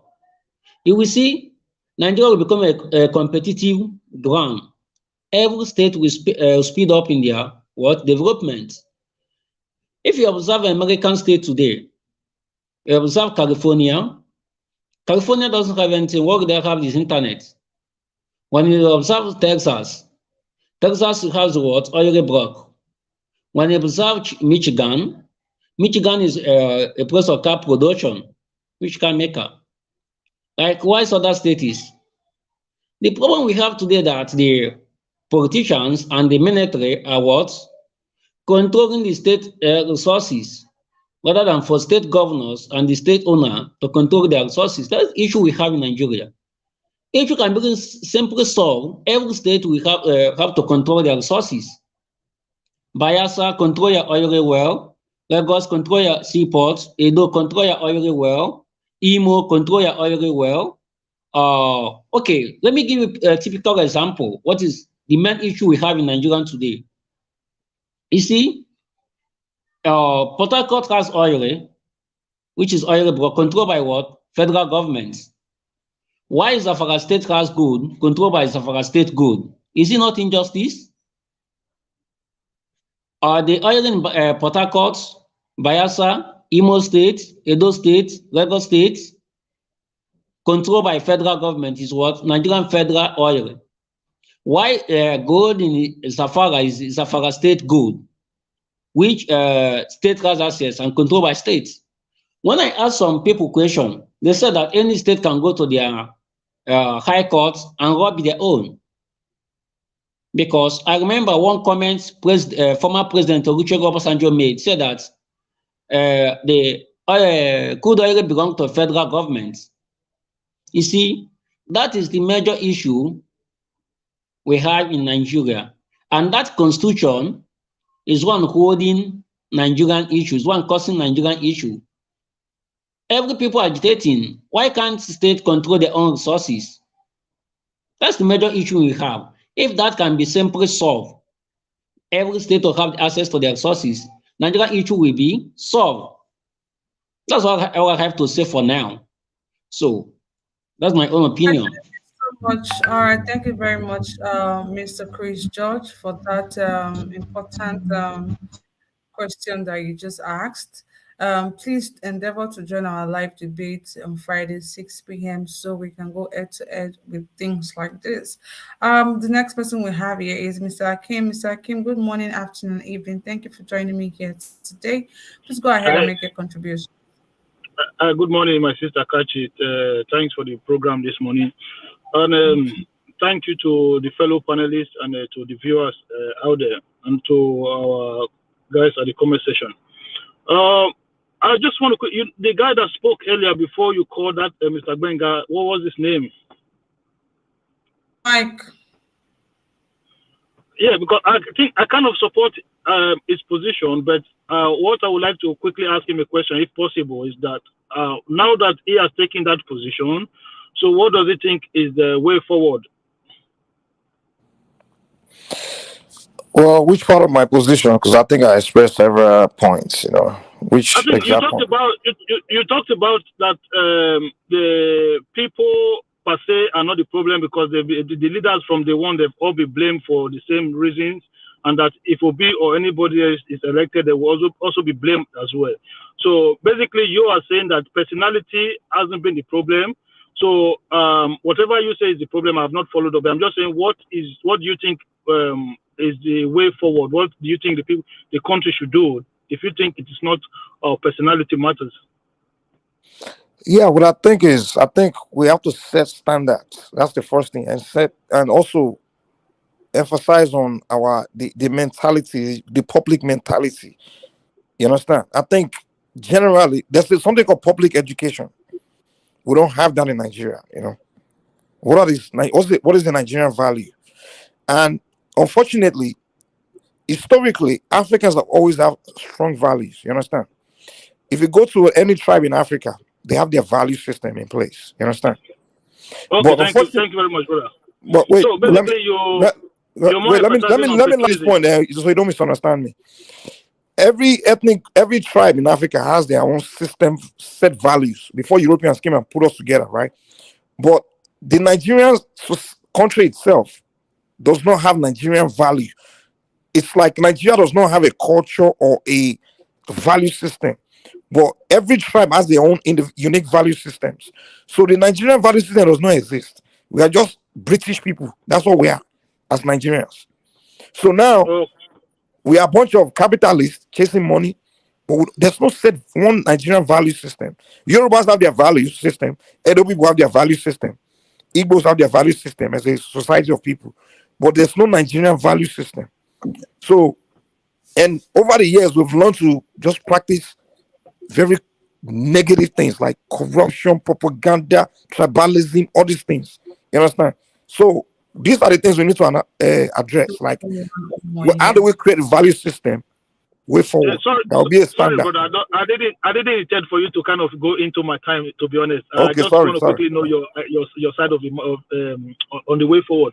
Yeah, I understand what you're saying. In one that there's no one Nigeria in us. So we basically don't practice one Nigeria. I think to some certain extent, I kind of agree with you on that. And I think when the British left Nigeria, one of the reasons why they created this regional system of government is that they had that in mind in the first place. That they kind of understand that they wanted to create one nation with different people in their mind. So at the end of the day, the problem we've had is that we've jettisoned that system of government, and then we've adopted a different system of government, which I don't think it's not the end of the world. It's not a bad thing to say, but the problem is we are not practicing the federal system of government in the way it should be. So what I think the problem is today is that there is so much personal interest, not even regional or people interest. It's more of personal interest. It's between the elite and the rest of us. So when the elites are up there doing whatever they want to do, they will use us as a shield to say, oh, my people is saying this, my people is saying that, but these their people never said anything. It is just them saying whatever they want to say to gain access to the general purse, or to gain access to power. Because if you understand what they do, whenever they are fighting for power, they will tell you it is our turn. Me, I've never joined them to call for our turn. It is only them that go there and say it is our turn. And you yourself, you've never ever call them and say, oh, guys, it's our turn, or tell them it's our turn. But they always go there and say it is our turn, or it's the turn of the Christian, or it is the turn of the Muslim. It is when they needed something that they know it is their turn. It is when they needed something they know it's their religion time. So at the end of the day, the fight is not just between religion or the ethnic people. And this is where a lot of us are getting it wrong. The fight should be against the elite, the political elite of Nigeria, who are using all sort of gimmick, all sort of trick to hoodwink us, and then get whatever they want to get for themselves. And this we should all realize from now on, and say, listen, enough is enough. Stop setting us against ourselves, and then we want proper and good governance. And the problem I have with a lot of us is that we always put this good governance on individual, and we will never have one man that will come and rescue Nigeria, because the country as it's currently structured is structured to fail. It is not structured to work for anybody. If we have brains in our head, if we are people who think well, how do you think a soldier man will write a constitution and hand it over to you, and then you are working with that same constitution and you think things are going to work? It won't work. In the military, they don't have elections. In the military, they just post governors to anywhere. They don't have deputy governor. They don't have state house of assemblies. They don't have any of these things. They just run the country through autocratic manner. So for us to kind of still continue with a military constitution, which is what we have at the moment, I think it's a disgrace, to be honest. And this is why I've always advocated that as people, we should create a movement that will challenge the National Assembly on proper constitutional reform, so that we can set our country on the right course. Because at the end of the day, you go to a country where they practice proper federalism, you will see that issues of electricity are handled by state governors, not by federal government. You will see that issue of things like roads, majority of the roads are handled over by state governors. How can you have road that will go through front of your house and they will say it's a federal road? So when that road breaks down, you start waiting for somebody to come from Abuja to come and fix your road in Umuanza or in Owerri. It doesn't make sense. So we cannot continue in that manner. We have to ask for a proper constitutional reform, whereby when you elect a governor, the governor don't tell you, oh, I'm not in charge of security. No, we have to move away from that system of government whereby too much power is concentrated in the central and move to a system of government where power is being decentralized and given to state governors so that it is easy, my brother. If you want to remove a state governor, it's easy for you to elect somebody else. We did it in Edo State. Okay, when they said, they want to hoodwink Obaseki, the Edo people said, no, this is the man we want, and we voted for the man we wanted. But in terms of presidency, it's a huge task for you to say you want to remove a president. By the time they go to the north and to the other region, whatever vote you cast in the south is all gone. So at the end of the day, let us take power to every region. The issue, and I just want to quickly make this last submission. My brother, Chris George, that was talking earlier, my brother, you see, that kind of submission is the reason why we are not making progress in that country, because we must not create a room that makes the others to think that we are against them. This idea that whenever we are making an argument for restructuring, we will say those in the oil in River State is controlled by the federal government, while the gold in Zamfara is controlled by Zamfara. When you make such argument, you are kind of creating more division, not bringing people together. The only way you would create a true movement that everybody will buy into is to make them understand that the system is rigged against everybody, not just in favor of some people. Make them understand that this system is rigged against everybody. Nobody's enjoying Nigeria as it is right now. Thank you very much, my sister. Okay, I want to ask a question, please. Can I ask? Yeah, thank you. Go on. Yeah, go ahead. Okay. Thank you for this chance. You know, like I said, Mr. Chris George, why I said Mr. Chris George, please, we have other people that are yet to say anything, right? I'm just going to come back to you guys shortly. My question is simple. Well, I'm going to come back to you guys shortly, please. Before I do that, I just want to say thank you to Edo Swa Omoye. I hope I got that correctly. Thank you so much for the super sticker. Thank you. God bless you. May your pocket never run dry. Thank you so much, guys. In case you want to support us, on the comment section, we have the dollar sign there. You can just click on it, and do not worry. You can donate with any currency: dollars, pounds sterling, euros, naira, whatever it is, to support us to keep this movement going. Thank you so much. I'm going to go straight to the next person we have here, which is Mr. Collins. Mr. Collins, good morning, afternoon, evening. Thank you for joining me here today. Please unmute yourself and go ahead and make your contributions. Yeah, good evening, and thank you for having me as well, and thank you for the panel.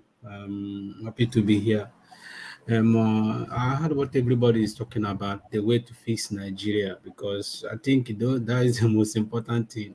How do we fix Nigeria? To fix Nigeria is not a rocket science. Everybody knows how to fix Nigeria. It's just that we've been electing the wrong people. So when you elect wrong people, this is the result you get. So, but when you put the right people, definitely you get a good result.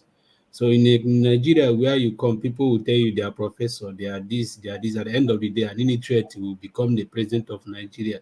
Then when you went to go and seek for a job, they will ask you for your certificate. You must be a PhD or a BSc holder before you can be able to acquire a job in Nigeria. But when it comes to the most important job in Nigeria, then you need only standard certificate to acquire that job. So that shows the kind of country we find ourselves in. So that is why we keep getting all these kind of results. We keep getting every year. So, but I think when it comes to this period, to change Nigeria is just it's a collective effort, and everybody have to put their hands on decks. Now, if you look at how we're going to fix Nigeria, everything is step by step. We can't be talking what P2B will do. Can we be able to let P2B to the seat first? Because let that person assume that seat. Because somebody, if you are not there, you can't do anything. And then when it comes to fix Nigeria, the constitution is already there. Even if you remember, Jonathan supposed to, it's all about restructure. It's all about restructure. People have gathered from all country, all part of the country, come together and say, this is how we want this Nigeria to move forward. The problem Jonathan have, because Jonathan don't want to say, he was thinking that when I come back my second tenure, then I'll be able to now see how we can put this into constitution. The restructure is there. It's all about making things start working again. All those constitutions, because if, like people are talking here, if you watch, the Nigeria cities is not working at all. I was reading a news today in Kanu. They want to start monitoring people in social media, that kind of a thing in Kanu. The Isba something of a thing, I don't know. Then how can somebody in Nigeria, and you said everybody have a freedom of speech, everybody have a freedom of access, then when it comes to a state, then they now tell you that you're going to do another thing. Like somebody like, okay, if you come to Nigeria now, we have Nigeria breweries. When Nigeria breweries pay a tax, they pay a tax to Nigeria government. So when they pay a tax to Nigeria government, they're meant to distribute their drink all over the whole country. So when they move their drink to north, you destroy their drink. So I think the best thing if Nigeria is a country that is working, those people are not supposed to be collecting that tax, because one, if I'm paying tax because I want to distribute my goods. So when I send my goods to a particular place, my goods are being destroyed. So all those things are things that we have to look into, because those things, if it's a country that is functioning, such things supposed to not happen. Then when it comes to P2B, the most important thing, the young man, before he started campaigning for this election, he knows that he's going to face Nigeria. If he's not capable of facing Nigeria, I don't think the young man will be there. So if you watch all his campaign and everything he be saying, he have the ideas, he have the knowledge. He just, like I keep saying, I keep repeating my statement. When you have a good team, definitely you achieve. All of us have achieved one or two things in our life. If you have a good team, you have a good plan, you definitely achieve that. Most of us have become a leader in our churches or in our community or in our schools and anywhere. So we know how we're able to run that. Then if you have a good foundation, definitely you're going to achieve the whole thing you want. People keep talking about it's going to be difficult. It's going to be difficult. It's not going to be difficult. Because if you see these days now, the thing is that most Nigerians fail to take matters into their hands. It's only in Nigeria that citizens don't protest. If you go to other countries, citizens protest, but it's only in Nigeria. Everybody is comfortable. They don't even care. Nigeria don't want to sacrifice. You don't expect something if you don't put your effort. So Nigeria citizens don't sacrifice. I think the worst people that is killing Nigeria is not even the leader. I think the citizens, we the citizens are the problem to ourselves, not the leaders. Because when it comes to somebody, everybody will talking because I am an Igbo or I'm a Yoruba or I'm an Hausa person. When this hunger is everywhere, if you like, be an Igbo man, if you like, be an Hausa man, if you like, be a Yoruba man, we are all facing it, because the price they are selling rice in Norway, the same price they are selling it in Lagos. So that nothing changed. So if you are feeling that pain in Lagos, I'm also in Imo State feeling the same pain. So the best thing is Nigeria have to come out from all these that cuckoo, whatever they are cooking about this, that because politicians will try to inject all these kind of ideas into you that it's about tribe, it's about religion, it's about all this. They want you to keep playing in that. That is the same thing that happened in America. If you watch yesterday, when they passed that law, some foolish people maybe they want you to keep listening to one direction. Mr. Collins, please, language. Thank you. Yeah, sorry for my language. Then you see some people, because the Democrats want your vote, they will keep putting you in that direction that this is how you want they want you to be thinking. So if you keep thinking that way, because they want your vote. But after the whole election, nobody cares about whatever you think. So in Nigeria, because politicians want us to keep thinking about this kind of tribalism, this kind of religion, because religion never help anybody. If you go to ask people that if your religion is helping you, how is your state in Kanu and how is your state in Imo State? Everybody is battling for one sickness. I listened to Edo Pikin today. He said something that got me interested, because they keep pushing about get your PVC. People are ready to get your PVC, but there is no machine. So we want you to provide the machine, because people are ready to vote, people are ready to register. So if you are not giving them that kind of access to register, you ask somebody to go to school, the school is locked. So how do you expect that person to learn? You have to open the school for that person to learn. So I think Nigeria government knows what they are doing. It's a country that where you come, everything you have to follow must follow by hard way to get that in. Other places, you don't need to even. We also have to even talking about this early voting supposed to be happening in Nigeria. Not everybody election is not supposed to done on one day. In a country like Nigeria, election is not supposed to done one day.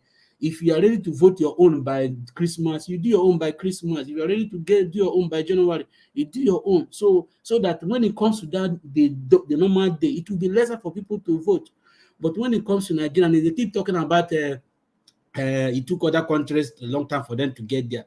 If somebody in Nigeria is using iPhone and somebody in America is using iPhone, so what is the difference? So this is in 21st century. So if we can use iPhone, then we should also be doing something that people are using iPhone are doing. So I think for now, all we're supposed to be praying is how can we get Nigeria working? And to get Nigeria working is to first of all, step by step, can we as an individual, can we as a citizen elect Peter Obi as a president? When Peter Obi got there as a president, then we now move another step again. How are we going to make this country to function? Then the young man will start putting all the whole structures that he wants. Because I know once Peter Obi assumed that seat, Nigeria is going to be restructured, which is what everybody is asking for. Restructure Nigeria. Let's go back to our normal thing, how we've been before, regional, how we did before, so that at the end of the day, everybody will know if you are going to will know that we can manage our thing. You go to these people know that there will be a competition, because if there is no competition, Nigeria can move forward.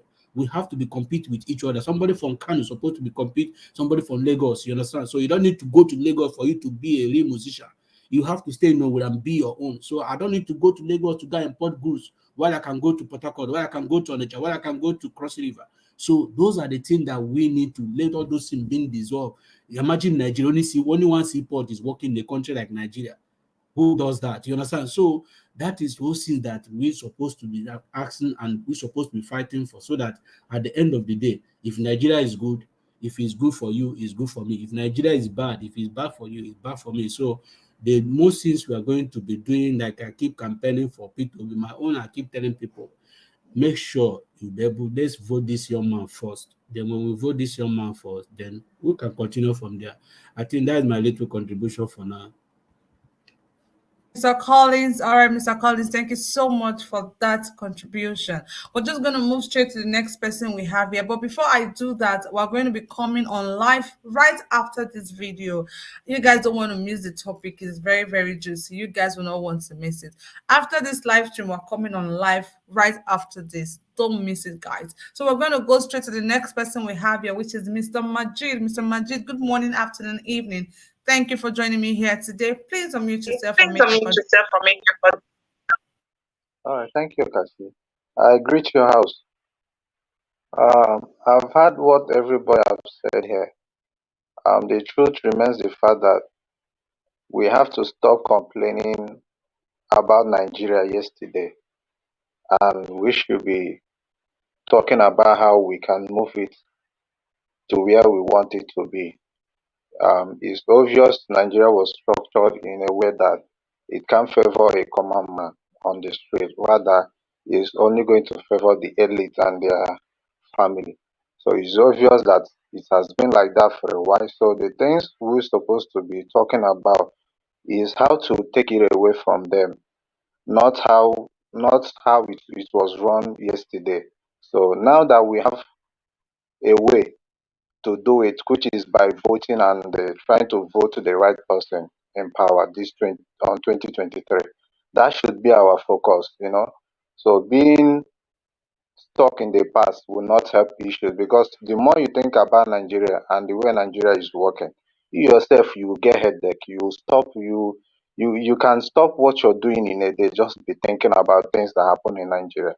So you won't even move forward. So the best thing I think we should do is to move our attention away from what has been done before and move into the reality which is facing us on this 2023 election.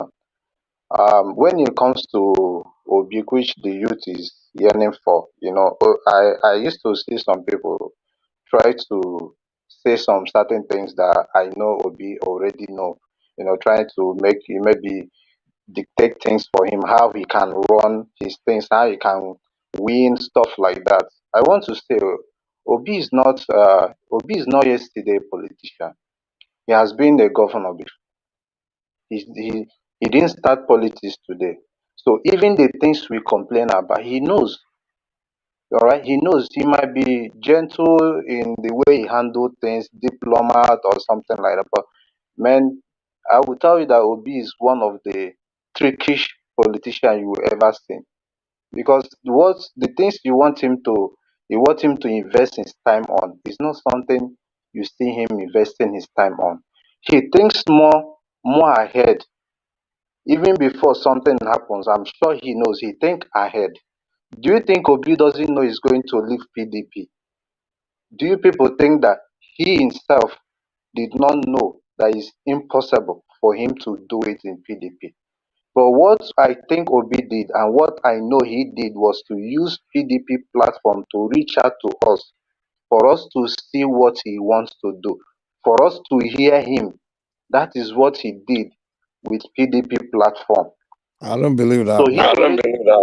he already know that he's going to move away from there, because he knows the way, he already know how things is going and who they are projecting to, give the ticket to. He knows. So the only thing I would say is that let's be playing our own, let's be doing our own, which is get the PVC stuff like that. Talk to people, give them reason why we need to support Obi, and let Obi do his underground job, which I know he is doing already, because he's not just yesterday politician. He weaken all of them that is still shouting. They cannot even do that politics like Obi, because he does his own slow and steady. Those ones can tell you things, but Obi will tell you things he has done. So when you have vision, you don't use the primary one to spoil what you know that you envisions for yourself. Most of those politicians that is running with Obi today is not because Obi is popular than them or Obi is more wealthy than them. No. But Obi knows where he wants to go. He didn't use the one they gave to him at the state level to spoil that vision he has. His name, he kept that name, and that name is what is working for him today. So Obi is a diplomat, and don't think he will always respond to what people say or to respond the way we, his supporters, want him to respond. He doesn't do that. He will do it in a way that he doesn't have to offend you or offend his supporters. Because I saw his comment in the Ekweremadu's case. People were like, no, this is not what you're supposed to say. I read that comment. I read that tweet. What he said, I stand with Ekweremadu and his family, not for Ekweremadu, but for their child, because what is happening to that child is not something anybody can wish to a child or to his own child. So he's in form of trying to let you know that he's standing for the child, praying for the child to get well. But at the same time, let justice be done. He's calling for justice and also calling for the recovering of the young lady or the young girl that is sick. So he do things the way we are not expecting him to do, and that has been working for him since since his political life. So I would suggest we do more of our own and leave him do his own politics the way he has been doing. So that is my own take. Thank you. All right, thank you so much, Mr. Majid. We're going to bring the show to an end shortly, but somebody else just joined us right now, which is Mr. Nsibidi. Mr. Nsibidi, good morning, afternoon, evening to you. I don't know if you've been following the show, but please, you have just 1 minute to make your contributions. Just 1 minute, please.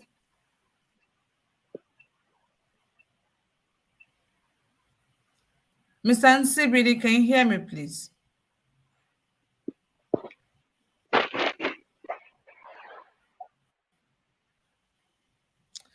Okay, I guess Mr. Nsibidi is not ready for us at the moment. I guess Mr. Nsibidi is not ready for us at the moment. I want to say thank you so much to everybody in the panel today.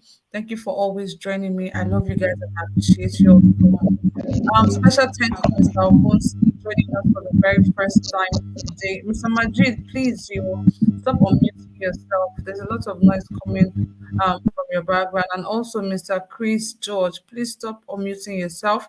There's a lot of noise coming out from your background. As I was saying, a special thanks goes to Mr. Obunski. Thank you so much for being here, Mr. Obunski. This is the first time him joining us here on the panel section. Thank you so much, Mr. Obunski. Please don't hesitate to always join us from time to time. We'd like to hear from you. We'd like to hear what you think about issues. And like I rightly said before, Do not forget to join us every time, 5 p.m. Nigerian, 6 p.m. Nigerian time, every Friday for an extensive debate. I think we're going to have that kind of discussion coming up right now after this particular broadcast. Thank you so much, Mr. Ogbonski. Thank you, Mr. Mike. Thank you, Mr. Chris George, Mr. Collins, Mr. Majid, Mr. Charles, Mr. Benga. Although we lost you, thank you for even trying to join us in the first place. Mr. NCBD, we lost you, but thank you so much for joining us. Brian Nice, Mr. Machiavelli, thank you guys so much for always being here. I love you guys. I appreciate you all so much. To everybody in the comment section, Mataya, thank you. Johnson Emmanuel, thank you so much for joining me today. The mommy of all mommies, Mommy Diaspora, thank you so much for being here today. I can see Green Street, thank you so much. And to Omaya for the super sticker, thank you so much for that gift. We love and we appreciate you. I can see Chinedu here. Chinedu, thank you so much for being here with me today. I appreciate you. I can see Castel Ayos. Thank you so much for being here with me today. I appreciate you. To our lovely viewers back home, thank you so much, guys. Thank you so much from everywhere you're watching us from. Thank you so much. I love you guys. I appreciate you. I keep saying it, without you guys, there's no Ninja Watch. We love you. We appreciate you, views. I can see Desmond. Desmond, thank you so much for being here. Simon, thank you so much for joining us here again today. Roslyn Uguru, thank you so much. Mayor Wachuku, thank you so much for being here. Merit tomorrow, Mary Kimade, thank you so much for being here. I can see Osayewere Monday Omorodion. Thank you so much. I told you guys I'm learning how to start pronouncing Edo names. I'm going to do better. I can see Evans. Thank you so much for being here today. I love you guys. I appreciate you all so much for all you do. I can see Jennifer. Jennifer, thank you so much for being here today.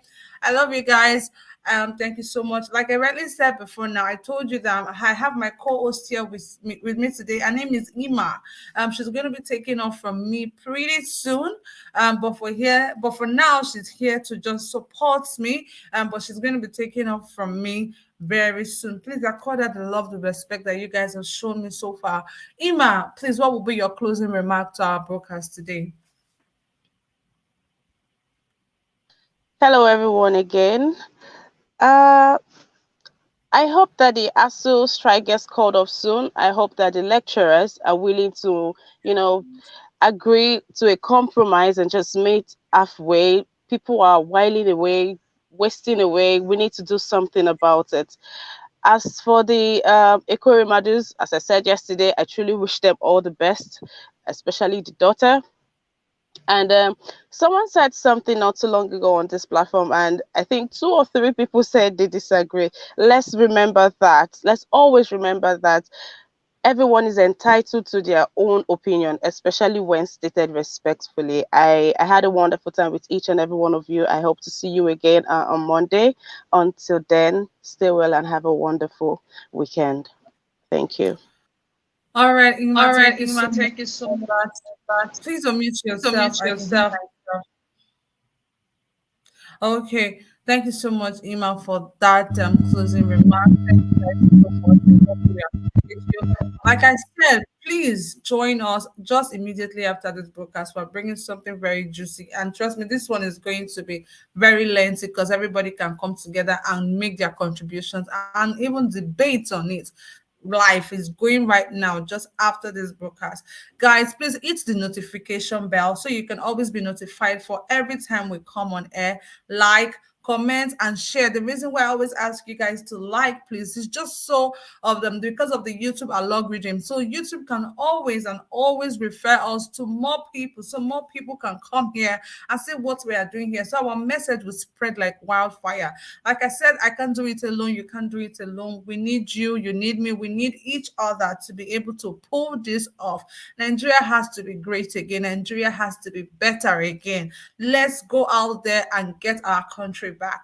Thank you to the lovely, amazing Nigeria World family. God bless you and God bless the Federal Republic of Nigeria. Have an amazing day. Bye-bye.